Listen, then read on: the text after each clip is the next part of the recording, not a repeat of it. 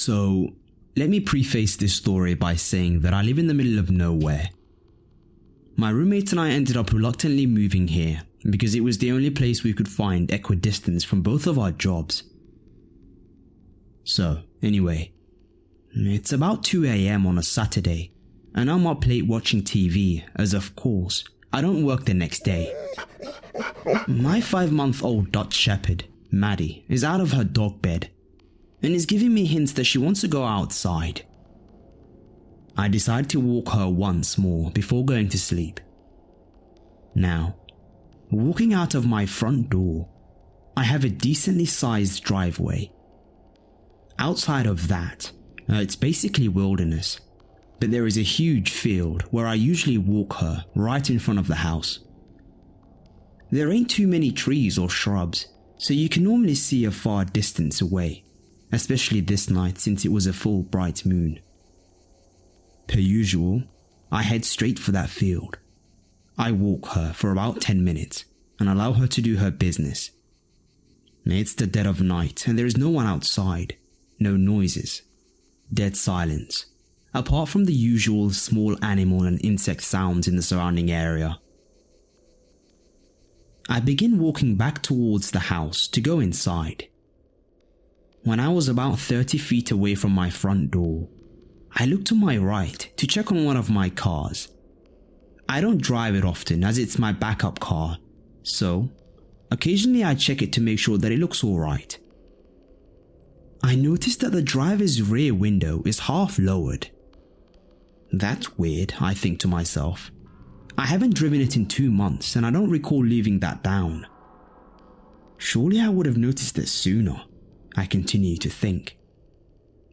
I stare at the car, checking for visible damage, doors open, etc., while also trying to remember the last time I drove it. It was at this point that Maddie started barking uncontrollably. To give you some perspective on the dynamic of the situation, imagine a clock. My body is facing 12, which is the direction of my front door. My head's facing 4. The field is at 6 PM directly opposite my front door. And Maddie's barking and pulling towards 11, almost in the opposite direction that I'm facing, and just to the left of my front door. I don't look at her as she starts barking, and I can feel that she's tugging towards the direction of my front door, and she likely wants to go inside, as it's kind of chilly. After staring at my car for literally 5 seconds, and not noticing any obvious damage, I decide to take her inside, put her to bed, and come back to investigate. I turn my head back to 12 to head towards the house. That's when I see him.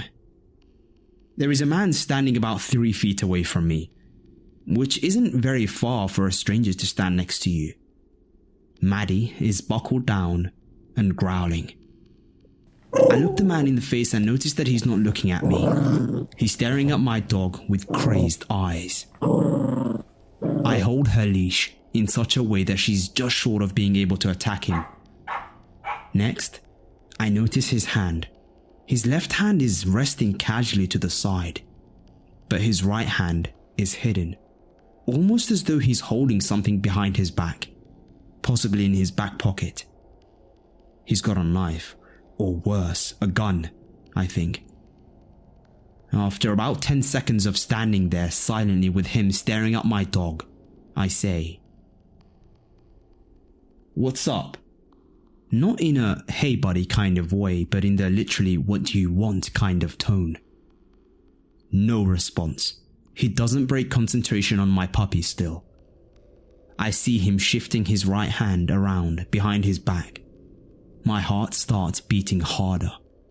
I realize it's do or die time, and I begin contemplating how I'd react if he attacked me. After a brief moment, his right hand comes to his side in a relaxed, casual way, as his left hand is. He's between me and my door, but I know I have to get away from him. I stood there, terrified to move, frozen with fear. Shortly after that, the man begins walking towards me.